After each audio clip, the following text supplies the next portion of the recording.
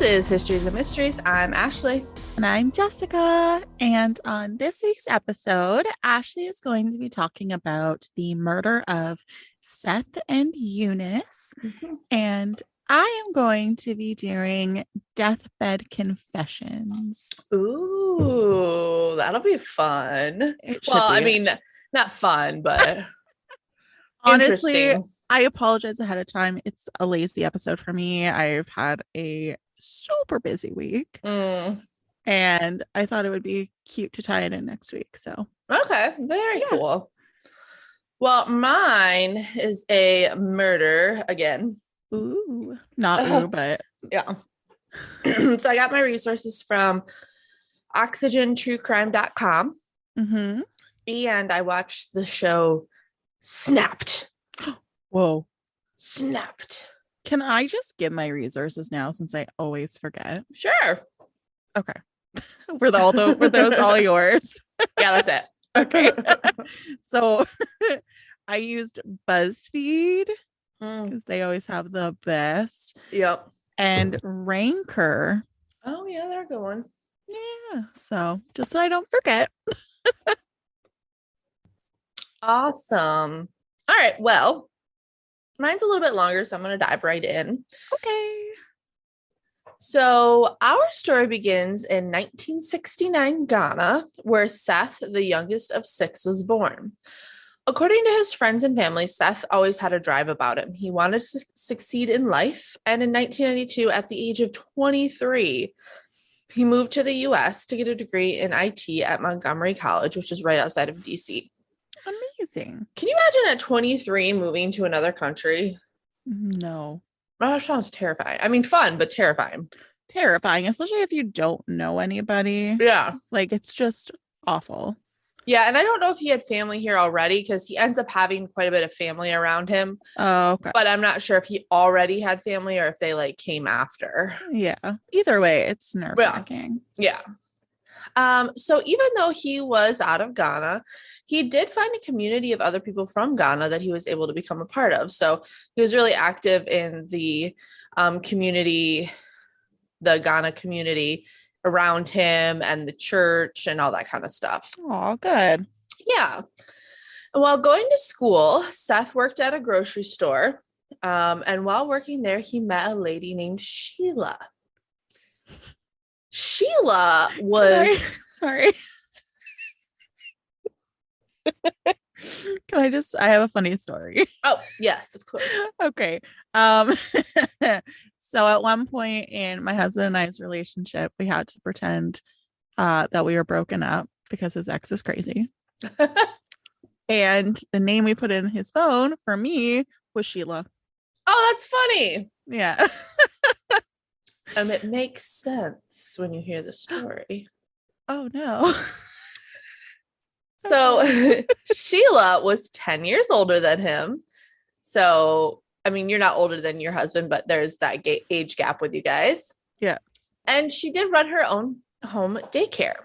She was also heavily involved in the church, and she owned her own home. So she was pretty well established. And everyone said what a great couple they were. 3 years into the relationship, they finally decided to get married. Oh, was she also from Ghana? She wasn't. Oh, she was from America. And 1 year after the marriage, Seth officially became a U.S. citizen. Oh, yeah. During this time, Sheila supported him so he could finish his degree. And after he got it, he started his own IT company, and it was really successful. And Sheila's home daycare was also really successful. I mean, there's a ton of money in daycare, right? Yep. You know, you're paying it. Oh, yeah. And so they both together were doing really well, and they ended up buying a house together. Sheila kept her house because she ran the daycare out of it, but they ended up buying another house. And one of their friends said, quote, "They were not afraid to spend the money that they had." So I wish I could be that comfortable. I know, right? So the house that they bought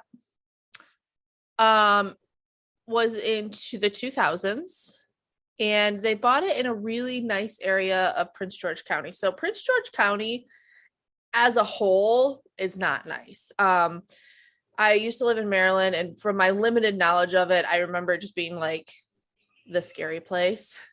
And like the whole of Prince George. Yeah, like Prince George County.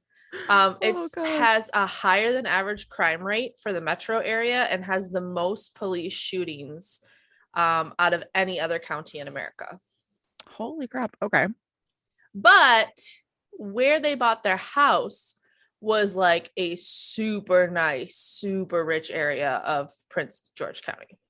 Okay. It was like the nicest area you could get. And their house was $1 million house. Wow. So adjusted for inflation today, it's $1.5 million home. So they were, holy crap, they were doing real good for themselves. Well, and they have the other house too. Right. And they actually decided to turn their basement into an apartment and rent it out. And the first person that they rented it out to was Sheila's younger brother, Samuel Culley, which worked out well because, you know, it's someone you trust. But trust? Yes. Trust. Okay. Oh gosh. But sadly, in December of 2007, 13 years into the relationship, they decided to divorce. 13 years. 13 years, yeah. They said it wasn't messy. They had just grown apart. They had signed a prenup, so there wasn't like, you know, a lot of fighting over that. They didn't have any kids that they had to like figure any custody thing out. So it was a pretty easy split. Mm-hmm. But a year later, Seth met Eunice Baah.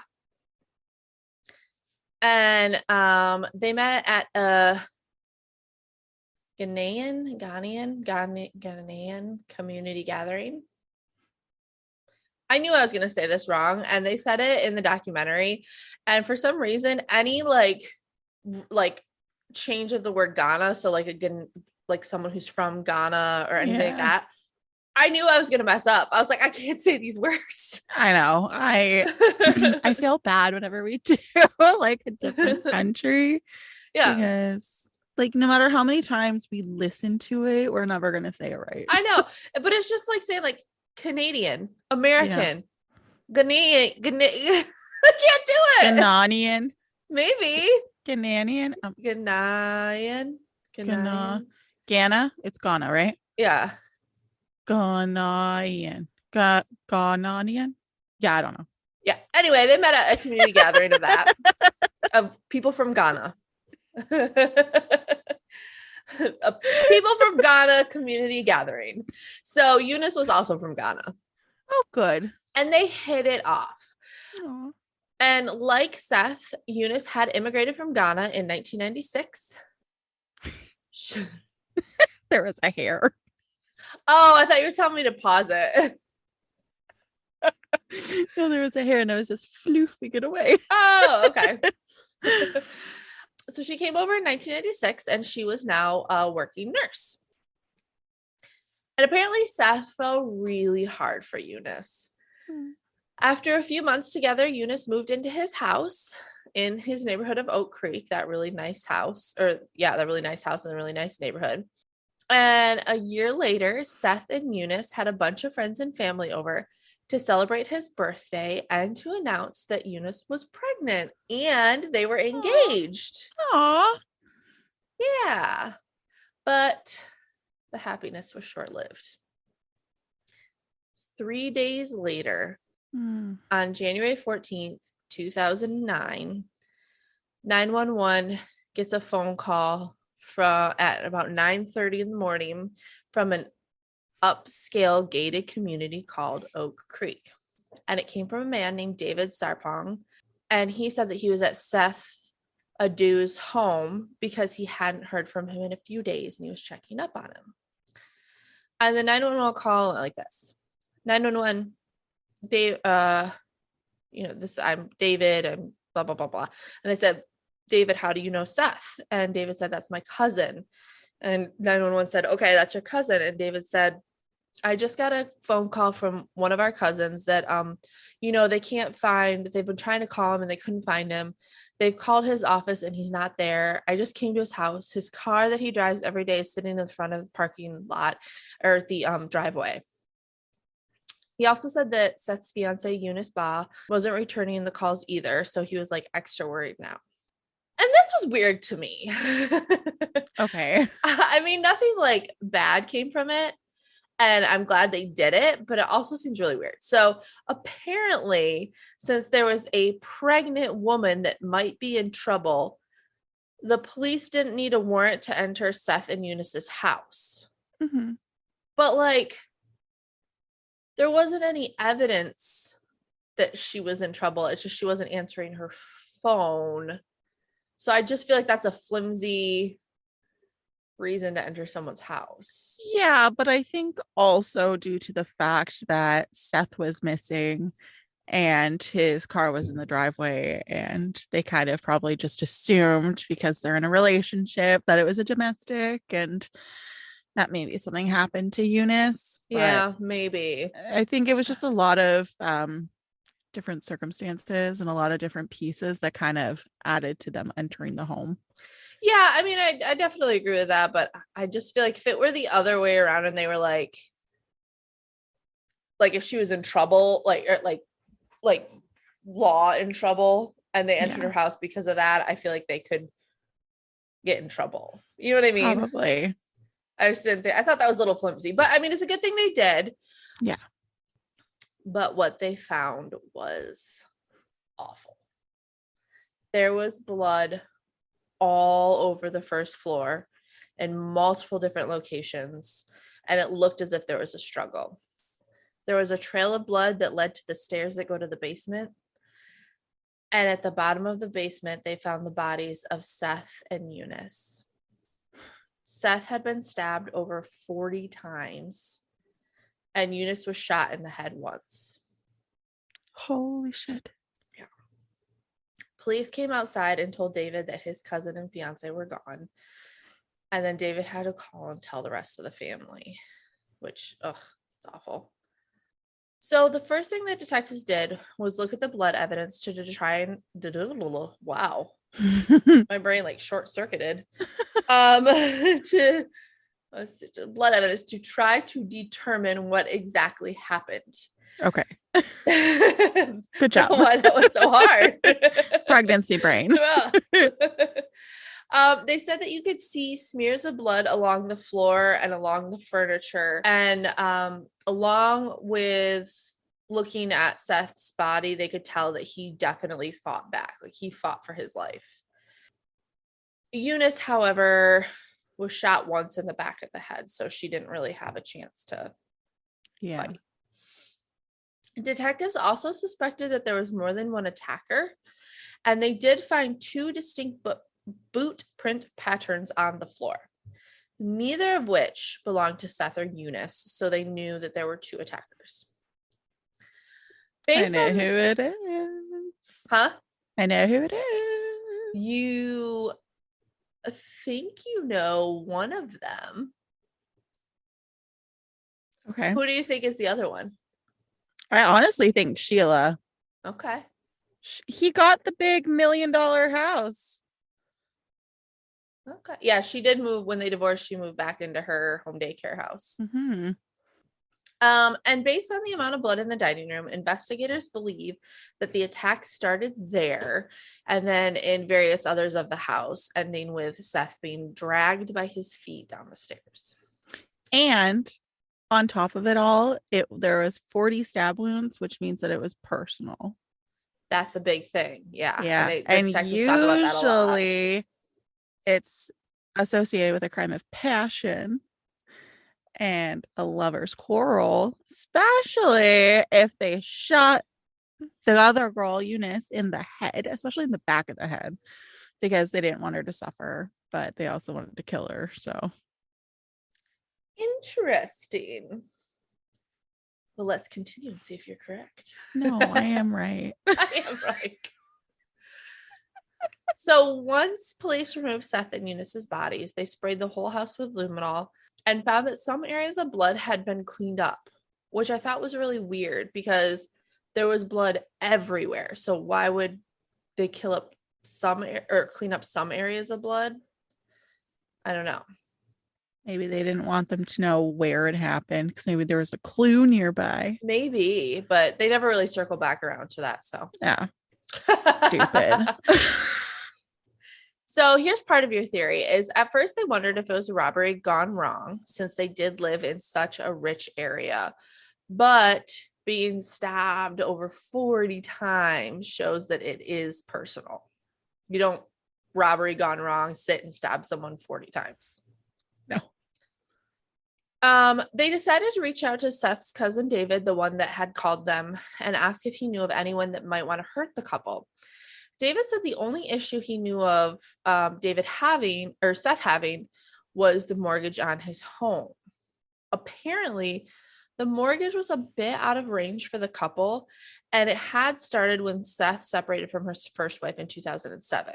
Because, I mean, owning a home daycare, she was making a bit more money than Eunice was making. And so with their two incomes, they could afford that house. But without that income, it was just really out of their price range. Yeah. David said that he also noticed that Eunice's Mercedes-Benz was missing. So detectives put out an APB on Eunice's car and learned that it had actually already been found a day before. Beautiful. You're amazing. Actually already been found a day before the bodies were found 10 miles away. Wow. It was parked on the street with her car and purse still in it. Her wallet was there. All of her cards were there. All of her cash was there too.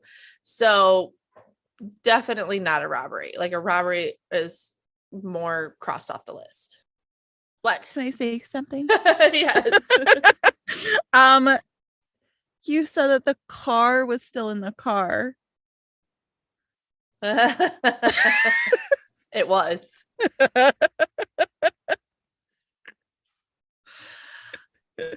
The purse was still in the car. There we go. And her wallet was still there, and all of her cards and all of her cash. Okay. So obviously it wasn't a robbery. I would like to say that I am 30 weeks into my pregnancy, and I also just found out that I am anemic and my thyroid is low. So my brain is like, there's a hamster running in there, but he's like dying. Excuses. The little hamster needs a break. He's real tired. All right, we can excuse you today. But when you're not pregnant anymore and we're back to recording. Yeah. Or I'm coming for you. Perfection. I'm gonna fly my ass down to West Virginia. I like how you kind of thought, is it West Virginia? No, I didn't want to triangulate you. And then I'm like, fuck it. It's a big country. Yeah, it's a big state too. So, yeah. All right. So detectives were hoping that the autopsies might provide more information for them to go off of. According to the medical examiner, like they saw, Eunice was shot once in the head, which isn't personal, especially compared to Seth's murder. So they figured Seth was indeed the target, and Eunice was unfortunately collateral damage. And according to the wounds on Seth, there wasn't one wound that would have taken him out. He basically bled to death. And Seth did have a lot of defensive wounds, showing that he fought back. And because of these defensive wounds, they decided to swab under his fingernails just to see if anything came back from it. Oh, good. So while waiting for those results, detectives received a phone call from Seth's nephew, Daniel Poku.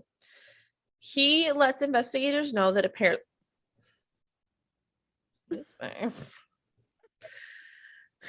He lets investigators know that apparently 2 years earlier, right after Sheila had moved out, Seth had an altercation with Samuel Culley, Sheila's younger brother. So apparently, even after Sheila moved out and the couple were going through a divorce, her brother was still living in Seth's basement apartment. Police figured out that eventually they had stopped getting along, and Seth told Samuel that he had to leave. Daniel said that Seth's ultimatum led to a knock down, drag out fight. Wow. So police wondered if maybe it was Samuel holding a grudge. And as I was watching this, I didn't know who the killer was. So I wrote, but I don't know. That seems kind of weird to wait 2 years to do something about it. Unless he was mad that Seth was engaged again, but why would he care about that unless Sheila did? So I don't know. Let's see how this plays out. That's what I wrote in my notes. What if he loved him and he was jealous? Oh, that's a thought. That's a thought. So detectives decided to go back and track down Sheila again to see if she knew anything. They told her that at this point, Seth had been murdered. They said that she seemed genuinely shocked and saddened by the news. She also said that their divorce was pretty much finalized and that they had a final court date of April 29th, 2009. So everything was pretty much fine. Sheila did confirm that her brother did have an argument with Seth when he was kicked out, but it ended there. And in fact, her brother was out of town in New Jersey visiting friends when the murders took place. She also told him that he no longer had a cell phone and there was no way to contact him. What? And this was 2009. That seems, well, some people don't have phones because they're broke. Yeah, but there's no way to contact him. Yeah, it's a little, well, okay. You know what? It happens. I had a patient and his brother didn't know how to get a hold of him either, so. Seems fishy to me. It happens. Maybe he was into some drugs. Maybe he was in a bad place. You never know. Yeah, that's true. Yeah, and he just didn't want to be found. That could be, yeah. Yeah. Well, another weird thing was how the murderers got into the neighborhood, because it was a gated community. They had cameras. You had to have like a transponder, which is like a little like garage door opener type thing, to get into security, get in through security. So you pushed a button and it opened the gate. And when Seth had moved into the neighborhood, he was given 3 transponders. Yeah. For some reason, when I said that word, I was like, that sounds weird. One they found in Seth's car. One they found in Eunice's car. So there was still one that was unaccounted for. So when they were talking to Sheila, they said, hey, do you still have yours? And she said, no, I don't have mine anymore. So who has that 3rd transponder, Jessica? So they looked into the records of the transponder use in the neighborhood, because it was like a digital record thing. And they saw that the 3rd transponder was used on January 12th, 2 nights before the bodies were discovered. The cameras also showed that it was a dark minivan, but that's all they could see. The license plate had either been taken off or hidden. So that was also a dead end. Oh, that's interesting. You are not in San Francisco, ma'am. And it's also taking out like half your body.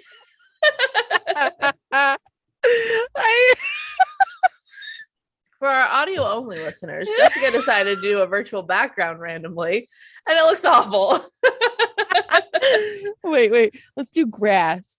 Why is it taking out like half your body? Well, because the microphone's in the fucking way. Oh.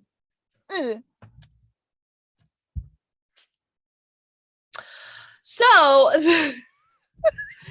then minutes later, the dark van is on the camera leaving. And then an hour and 47 minutes later, you can see Eunice's car coming into the community. So that's when she was coming home.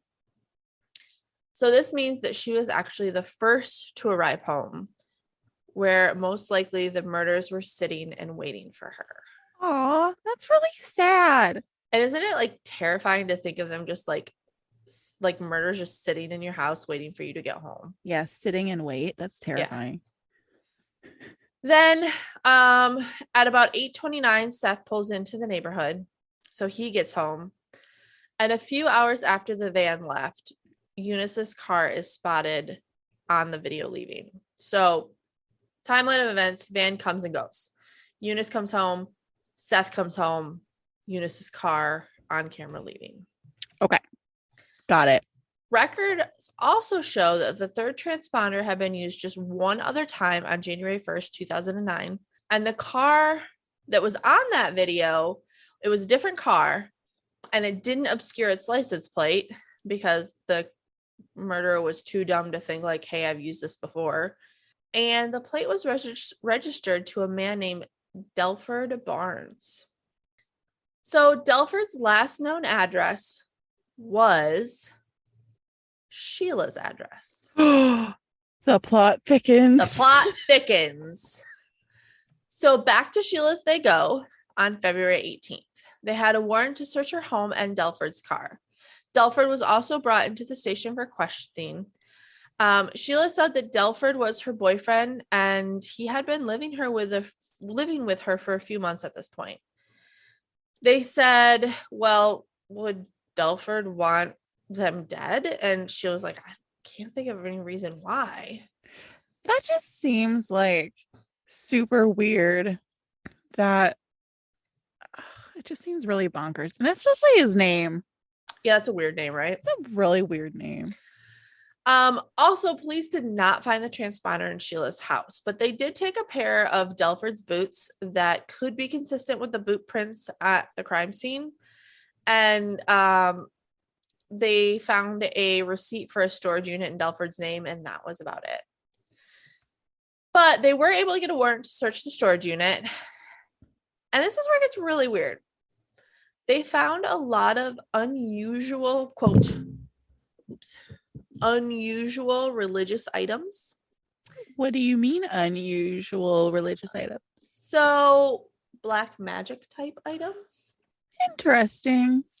They found a candle that had the words die, die, die, Seth Aidoo etched into it. Oh, I don't like that. Yeah. Ew. And Delford, and I'm not a huge fan that they made this leap, but Delford is from Jamaica, and some people in Jamaica practice voodoo. So they thought maybe it could be part of a voodoo thing. That's rude to assume that. Yeah. But unfortunately, that wasn't enough to charge him. But they did question him at the station, and he didn't give up anything, so they had to let him go. That's poopy. Yeah. So while they're waiting for a DNA warrant, they decide to look at Samuel again because that's really their only other lead that they have. And they call in Sheila's daycare workers to see if they had any info. And they said that it couldn't have been Sheila because she was home at the time of the murders. And they were there because they work there. But they did give them Samuel's phone number that they had. So he does have a phone number. Yeah. Oh, what a sneaky. So they're like, well, what else is Sheila hiding? So they get a warrant for Sheila's financial records, and they find out that apparently her and Seth were still beneficiaries for each other on a number of different policies. And one was a $1 million policy. And the policies expired on the finalization of their divorce, which was happening in February, 1 month after Seth's murder. What? Also, Sheila put in a claim for the insurance policy 1 day after finding out that Seth was murdered.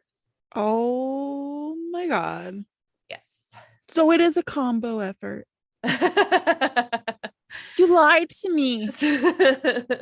So detectives also get a warrant for Samuel's phone records, and they use it to locate where he is. And then they go and get him and take him into custody. He was in New Jersey, and he said to them, quote, I had a feeling y'all was coming. Oh no, what a stinker. He immediately confesses. What? He doesn't waste any time. Yeah, he's like, this is what happened. He said on January 12th, Delford asked Samuel to go with him to run some errands. One was to go to the Oak Creek house to get mail. So he went, and Delford had the transponder and the garage door opener.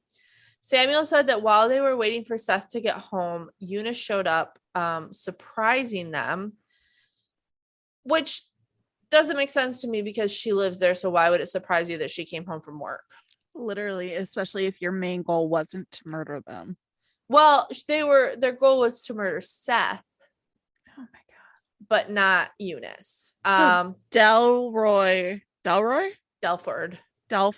he was involved. Yes. Oh. So Samuel said that Delford had a gun with him and said that, quote, Eunice's panic set him off. So, nice victim blaming. Yeah. And as she was running away, he shot her in the back of the head at the top of the basement stairs. Samuel then said, oh my God. He said, I looked down at the steps and she was rolling down them. I was like, that's so sad. That's horrible. Yeah. Like, how do people not have remorse? I know. And then after they murdered Eunice, they sat and waited for Seth to come home. So for like an hour and something, they just sat there with Eunice's body and waited. That's horrifying. They said, Samuel said that when Seth came home, Delford went off and, quote, all hell broke out. Samuel said the fight went throughout the house, and both he and Delford had knives. Both Samuel and Delford had knives, but Delford did most of the stabbing. Delford then dragged his body, Seth's body, to the basement, and they took Eunice's car and abandoned it. They were hoping that someone else would steal Eunice's car, probably as like an alibi or like to throw police off. And they then walked back to Sheila's house. They said that Samuel never implicated his sister, Sheila, and actually wouldn't talk about her at all. But then he said that Delford must have given the transponder and garage door opener back to Sheila, showing that she obviously knew. Yeah. So Samuel Cully is charged with first-degree murder, which he pleads guilty to. They then arrest Delford, but he refuses to speak. So they didn't really have a ton of evidence on Delford, but the analysis of his boots came back, and it was a match of the boot prints found at the murder scene. And then because he was officially charged, they could test his DNA, and his DNA matched with DNA found under Seth's fingernails. Oh my God. What about Sheila? Oh, we'll get to her. Okay. So, like I said, Samuel pleaded guilty, and then they used him as a star witness in Delford's case. Delford was found guilty on 2 counts of first-degree murder, and he was sentenced to life without the possibility of parole. Samuel was also sentenced to life. But now they needed to connect Sheila. They believed that she was the mastermind, but didn't do the actual murdering. And as they start to talk to more friends and family of Seth and Sheila, they found out that maybe the divorce wasn't as amicable as they had originally thought. You think? They found out that Sheila was a little mad that she had spent all of this time supporting Seth while he got his degree, and then she didn't really get any benefit from it. And the last straw was the announcement of Eunice and Seth's pregnancy and engagement. Add to that Sheila was about to be excluded as a beneficiary of his insurance policy, and Sheila was looking real good for this. And on January 12th, 2012, 3 years after the murders, they charged her with conspiracy to commit murder. But this was all like circumstantial evidence, and they wanted something a little bit more hard. So they did a handwriting sample to see who had written on that candle to show intent that she wanted him dead. The examiner came back and said that it was Sheila's handwriting, but I don't know, that seems kind of flimsy to me because it's like your handwriting versus etching in a candle. Yeah. I feel like that might. And if you know that you're being investigated for murder, like you're gonna mess up your handwriting a little bit, right? Exactly. Yeah. That makes no sense. No, but they used it and it worked.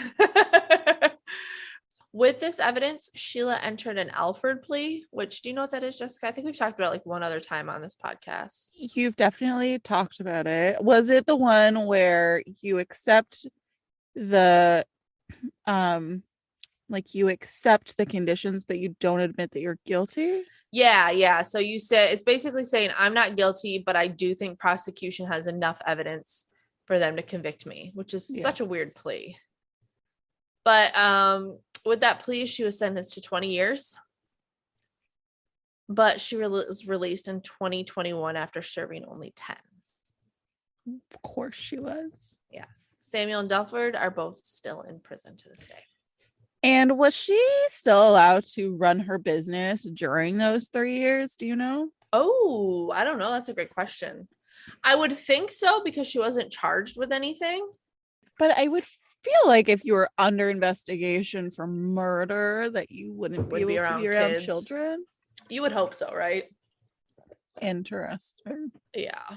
Very interesting. So let's, well, oh, wow, that was my son. Did you hear him? I did. He's playing. So let's hear some deathbed confessions. Okay. Again, I'm sorry that it's kind of like a lazy episode, but I thought that it was really cool and I've been wanting to do it for a while. Yeah, you brought it up for a while. Yeah. Yeah. So I figured I would just rip off the Band-Aid and do it. So it's just all going to be verbatim because it's obviously people's stories. Yeah. So I'm going to use BuzzFeed first and then we can kind of go from there if we have time. Okay. Sound cool? Yes. Okay. So the first one is from Anonymous. Ooh. They said, my mom had a patient who was terminal and confessed to killing his twin brother in Vietnam so that he could blame the death on the war, steal his identity, and then return to the US to be with his brother's wife. Oh my God. Savage. Isn't that wild? That's crazy. This is off to a great start. The wife had passed away years earlier, and the patient's children blamed the confession on dementia until after his passing. But as it turns out, the patient's daughter ended up finding a handwritten confession from decades ago stuffed into an old Bible. Oh my God. Yeah, I wouldn't think that was dementia. Like, that's a pretty specific thing. Yeah. That like. And a lot of the times with dementia, they kind of like revert back to their younger self. Do they not? Yeah. Or like forget things. I don't think. Yeah. I don't know. I don't know much about dementia, but. I don't either. But wild. Interesting. Wow. Okay. Good start. Yeah. The next one is from, oh, come on now. A great aunt of mine says that when her husband was on his deathbed, he confessed that he had actually shrunk 2 of her very favorite and expensive sweaters by drying them many years before. She thought that maybe somebody broke into their house and stole her things because he threw them away to hide the evidence. For years, she had hoped that they might turn up. She said she even suspected one of her friends may have stolen them at a party. Nope. He was just too afraid to admit that he'd ruined them. And for 20 years, she obviously forgave him. And they had a laugh about it right near the end. But how freaking funny. That's such a guy thing to do. Yeah, right? The next one is from Anonymous. Wow. I had a patient. I know. I had a patient who is an 86-year-old woman who put a ton of crosses around her room. I had to ask her to take them down due to the inability to create the care she needed. She insisted they all stay up because, quote, it was 1 cross for each soul she took, unquote. If that's true, she took 14 souls. Wow. Isn't that crazy? Yeah, I need to know. I want to know more about that. I know. The next one is from MT Job Job. My great grandmother told us her birthday was October 30th her whole life. On her deathbed, we found out it was October 31st. She and her family had lied for 80 plus years out of superstition. Oh, that's funny. Paperwork proved it after she was long gone. Oh my gosh. I had a coworker whose birthday was on Halloween. She loved it though. I would freaking love that. Yeah, I would think it's so cool. Yeah, I've always wanted to have one of my kids on Halloween, but it just never works out. Mine might this time. She's due November 8th, so we'll see. That would be exciting. Yeah, my dad's birthday is October 23rd, so that'd be cute too. Aw, that's adorable. Yeah, Evie's birthday is a day after my sister's. Uh-huh. And my sister was really excited to have a birthday twin, and she just pushed another day. So she took forever. Yeah, she took for freaking ever. Over 33 hours. Ugh. What a yeah. The next one is also from Anonymous. I don't know why you'd want to be anonymous. These stories are cool. Yeah. When my grandpa was dying, he confessed to my mom that her younger brother was not his biological son. My grandma had passed away years earlier and had gone to the grave with her secret. Wow. My grandparents were not together and lived separately, but during that time, it would have been very scandalous to have a child by another man.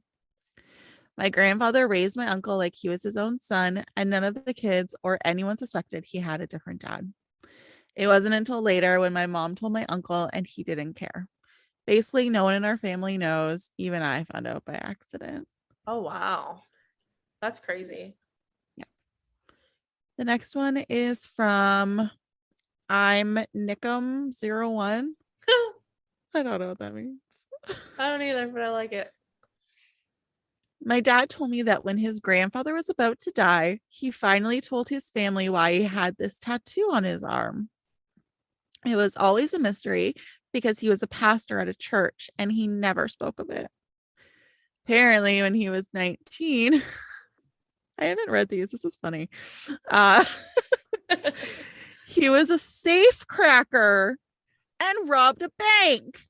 Whoa. And then got arrested. So he got the tattoo in prison. Oh my gosh. But when he got out, he decided to never tell anyone and he turned his life around. Yeah, sounds like it. Isn't that crazy? That is crazy. Holy crap. Regina Alloway says, I work in end of life care and have been there for many deathbed confessions. But the saddest one was a woman who delivered an illegitimate stillborn baby at home by herself and decided to put the baby's body in the basement freezer. Oh. Because she couldn't bear the idea of her community knowing what happened. Oh. Like, what? Did you just keep the baby in your freezer for all that time? At least, like, bury it. Yeah. I'm disturbed by that. Yeah, me too. I don't like that one. Sorry. The next one is Lunal Lee 212. She says, or they say, sorry. My mom and aunt grew up thinking their sister died by slipping and falling while getting out of the bathtub. They were all in their 20s when it happened, and it wasn't until my grandfather was on his deathbed that my mom and aunt found out how she really died. Oh. They had been cleaning out the house when they came across Suzanne's death certificate and discovered the true cause of death. They confronted my grandfather, who confessed that Suzanne had died by suicide. That's what I was gonna say. Yeah. It's too bad. Ribbon says, when my grandfather died, he finally told my mom that he and my grandmother had been divorced for years. Oh, jeez. No one in the family knew at all. He had it in his will to still give her everything, and they still lived together. When my mom was going through his things, sure enough, oh my God. She found the divorce papers dating back to 1978. Oh my gosh. Oh my God. That's so funny. Oh my gosh. Bess K89 says, my mom never knew her dad, as she was a result of a one-night stand back in the early 60s. My nan came from a conservative family, so it was a bit of a scandal. She was going to give my mom up, but her own mother said no way and raised her herself. Oh. My nan always lied about who my mom's dad was, saying he was a horrible person and going as far as to give him a cartoon character's name, thinking it would make it hard to ever look him up. Oh gosh. On her deathbed, she confessed she actually didn't know who he was and that he was one of a few sailors who were at the port when my mom was conceived. Oh no. She had no names and no details. Oh gosh. Yeah. Next one is anonymous. My grandma confessed to cheating on her husband, and she encouraged my mother, her daughter-in-law, to do the same. Oh my God. Grandma. KMLW71 says, before my grandma passed, she told us she hated being married and raising kids. Oh. Awful. Well then. Like, stop having kids then. She said she wanted to do so many things she could never do, but that she still loved everyone more than anything. My mom later passed away with the same type of regrets. Aw. Maybe just like keep that one to yourself. Yeah. You're gonna do nothing but hurt your family and then you die. So That's awful. yeah, maybe just keep those ones to yourself. Like, don't have children. The next one's anonymous as well. They said, my dad grew up thinking his mom committed suicide when he was 10. When my grandfather passed away about a decade ago, oh my God. He confessed to my dad that he had actually killed her. Oh my. That was not where I saw that going. Wow. Anonymous says, my grandmother was born in Cuba, and when she came to the US, she would cash her Social Security checks and keep them in a pot under her bed. When she died, we decided to go through every inch of her apartment to see if we could find the money she would hide. My uncle told us that the final week she was in the hospital, she kept telling him to check in the oven, but gave no context as to why. Well, when my mom and I opened the oven door, we found a trash bag taped under one of the racks. We opened it up and found 2 Tupperware containers with a total of how much money? $1 million. $12,000. Oh. In them. Wow. Yeah. Although I feel like if you looked all over and you didn't open the oven, you didn't really do a great job of looking. Really? Like, you are not true treasure hunters. Always check the oven. Yeah. And finally, Catherine Kelly says, my grandmother told all of the kids, me and my grown cousins, that she had a tattoo of the outline of Texas on her ass. The nurse in the room burst out laughing and confirmed that it was true. It's a very tame secret. my one of my best friends, she has a tattoo of a T-Rex on her butt cheek. That's cute. I like that. Yeah. So, yeah, we like that. How are we? Oh, we're good for time, right? Okay. I have a couple more. Cool. I like these. These are awesome. Thanks. When 17-year-old Amy Billig disappeared on March 4th, 1974, the entire community of Coconut Grove, Florida was devastated. Billig reportedly made a trip home after getting out of school, changed clothes, and was seen getting into a van to visit her father's place of business, but she never arrived. Investigators looked for her, but to no avail, and even used her journal as a guide to try to figure out what had happened. Authorities found her camera by the highway, but there was no real leads as to her whereabouts. Her mother, Susan, never stopped looking for her daughter and traveled around the world following potential leads.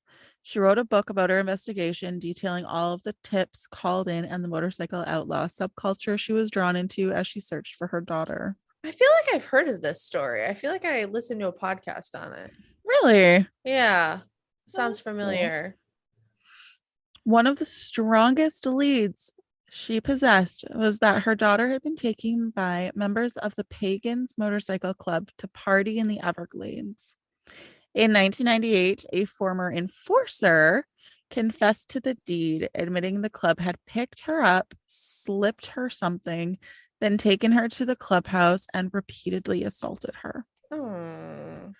Her heart stopped as a result of the substances and abuse, and the gang dropped her body in the swamps of the Everglades to get rid of the evidence, feeding her to the alligators to cover their tracks. Oh, that's awful. The members of the Pagans had been questioned in her disappearance, but repeatedly denied any knowledge of the event. Only at the end did he admit to his wife that members of the club were responsible. It's unclear if Susan ever believed his confession or if an actual confession ever took place.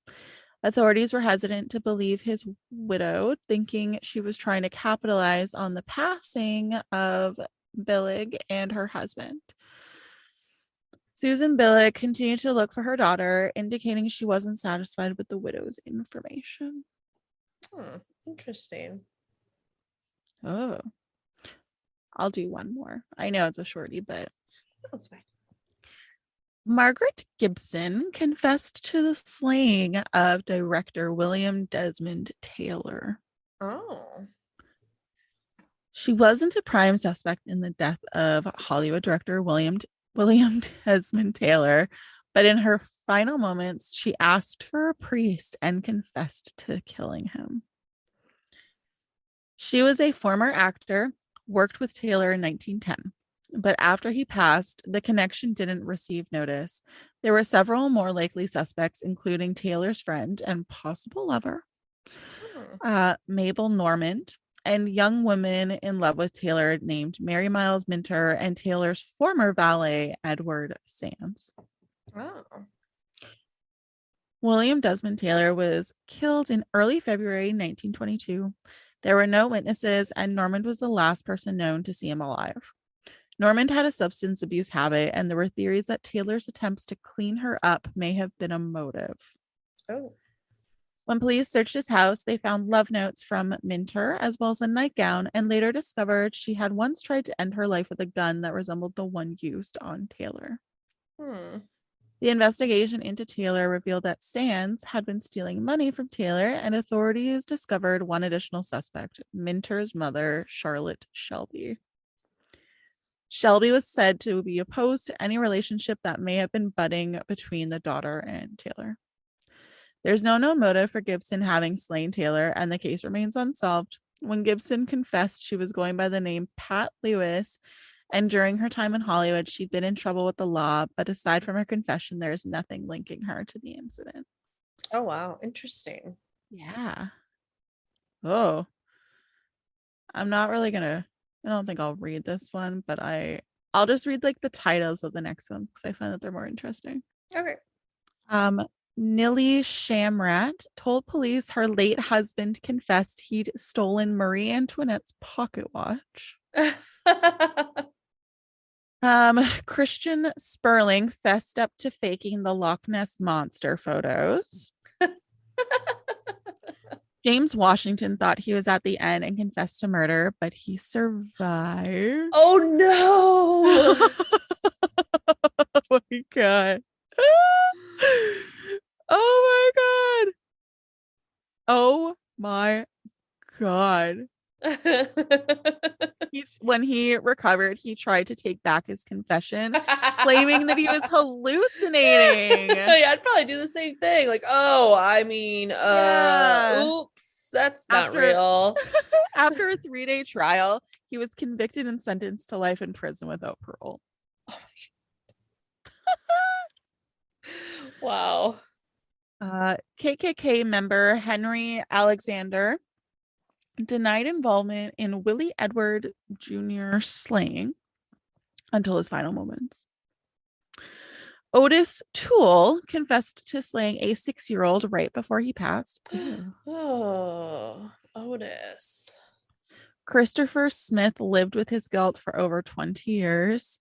Apparently, he had raped and fatally beaten Joan Harrison in England in 1975.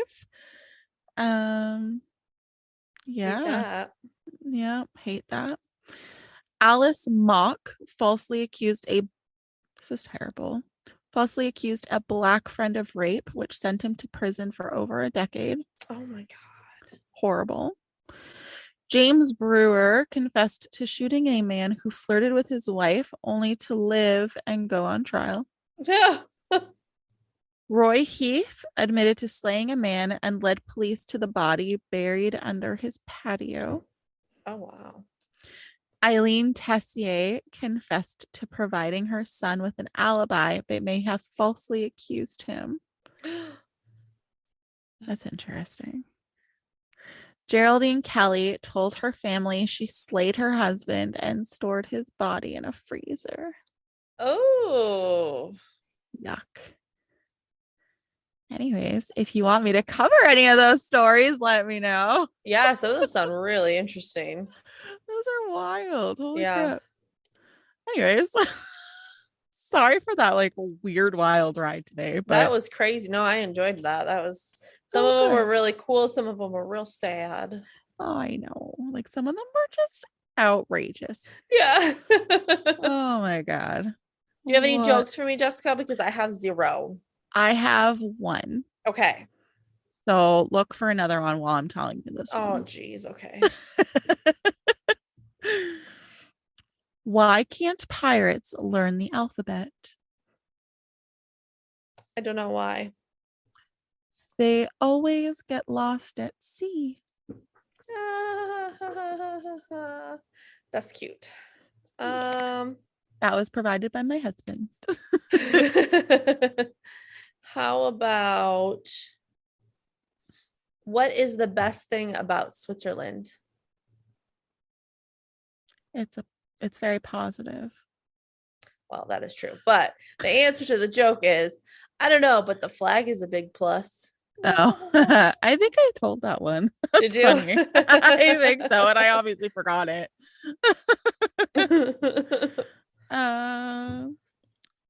Knock knock. Who's there? Isabel. Isabel who? Isabel not working? I don't understand it. That's stupid. That was a dumb joke. Isabel not working. Oh, is the bell not working? Yeah. Oh my God. Because they knocked, right? Yeah. Okay.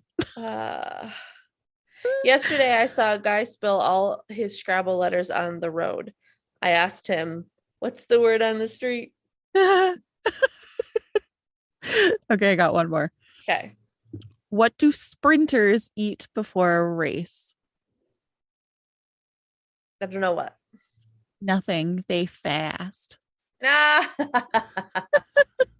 like that one. Yeah.